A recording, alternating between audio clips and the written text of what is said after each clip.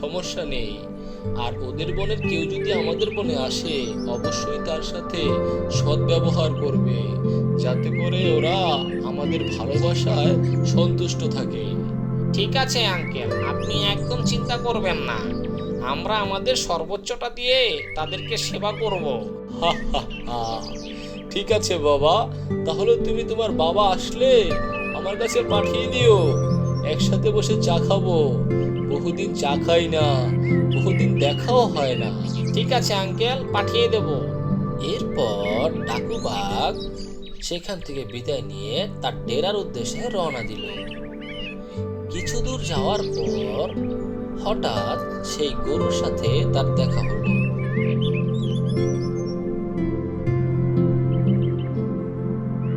কি হলো?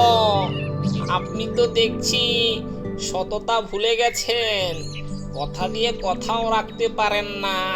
শুনলাম আপনি নাকি সেই শয়তানের সাথে হাত মিলিয়েছেন, একটা চুক্তি করে রফা দফা করেছেন। আপনি কি আমার ভাইয়ের মৃত্যুর কথাটা ভুলে গেছেন?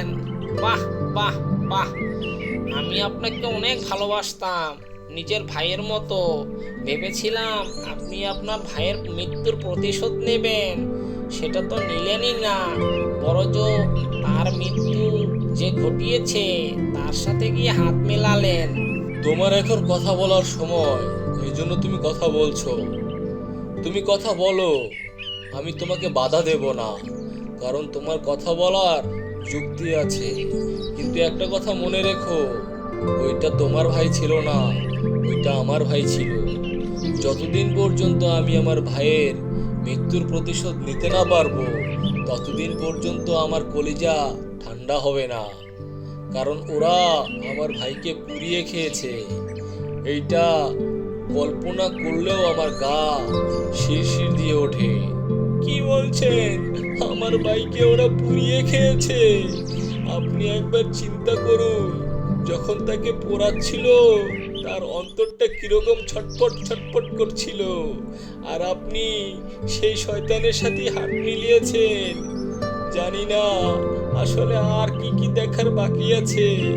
আপনাকে অনেক ভালোবাসতাম, অনেক ভালোবাসতাম। আজকে আপনাকে ঘৃণা ছাড়া আর কিছুই করব না। মনে রাখবেন, আমি এই বন ছেড়ে চলে যাব, এত দূরে চলে যাব যে যেখানে আর কোনোদিন আপনার সাথে আমার দেখা হবে না। শোনো, তুমি অন্তত আমাকে কিছুটা দিন সময় দাও। তুমি এরকম পাগলামি করো না, এই বন ছেড়ে চলে যেও না। তুমি যদি এই বন ছেড়ে চলে যাও, তাহলে আমি নিজেকে কখনোই ক্ষমা করতে পারবো না। তুমি এই বনে থাকো, সর্বশেষ যখন আমি তোমার ভাইয়ের মৃত্যুর প্রতিশোধ নিতে পারবো না, ব্যর্থ হয়ে যাব, তখন আমি নিজেই এই বন ছেড়ে চলে যাব। সেটা আপনার ইচ্ছা, কিন্তু আমি আমার ভাইয়ের মৃত্যুর প্রতিশোধ নিতে চাই। যে কোনো ভাবে হোক, যে কোনো মূল্যে হোক, সেটা নেব। তুমি একদম চিন্তা করো না, এখন মাথা ঠান্ডা করে বাসায় যাও। বাসায় গিয়ে খাওয়া দাওয়া করে একটু বিশ্রাম নাও। এই কথা বলে ডাকুবাঘ সে তার নিজের ডেরায় চলে গেল। অন্যদিকে ডাকুশিয়াল ও ডাকুশিয়ালের সেনা তার ডেরায় বসে রইল, আর একজন আরেকজনের সাথে কুটবুদ্ধি শেয়ার করছিল। ওস্তাদ, একটা জিনিস বুঝতেছি না, যে কোনো পরিকল্পনা করলেই কোনো না কোনো ভাবে ওই শয়তান ডাকুবাগের কাছে কিভাবে পৌঁছায়? আমারও তো একই কথা, ওই ডাকুবাগের কাছে কথাগুলো কিভাবে পৌঁছায়। আর এই বনে আমাদের গুপ্তচরগুলো তো দূরদর্শী গুপ্তচর, ওরা তো কোনোভাবে এখন পর্যন্ত কোনো ইনফরমেশন দিতে পারলো না আমাদেরকে। তাহলে ওদেরকে আসলে বিষয়টা বুঝতেই পাচ্ছি না, কিভাবে কি হচ্ছে। ওস্তাদ, আমরা একটা নতুন গেম খেললে কি হয়? নতুন গেম খেলবি? কি গেম খেলবি? ওস্তাদ, আমরা একটা কাজ করি, এ বিষয়টা নিয়ে আমরা ভূসুন্দির মাঠে গিয়ে আলোচনা করি, সেখানেই না হয় বিষয়টা বলবো আপনাকে। ঠিক আছে, চল সেখানে গিয়েই বলি। এরপর ডাকুশিয়াল ও তার সেনা বসন্তের মাঠের উদ্দেশ্যে রওনা দিল। ওস্তাদ, আমরা তো এতক্ষণ প্ল্যান করেছিলাম আমাদের ডেরায় বসে, এখন আমরা প্ল্যান করব এইখানে বসে। প্রথম প্ল্যানটা করব এইখানে, পরের প্ল্যানটা করব পশ্চিমে। তাহলেই আমরা নিশ্চিত হতে পারবো কোন প্ল্যানটা ডাকুবাগের কানে পৌঁছায়।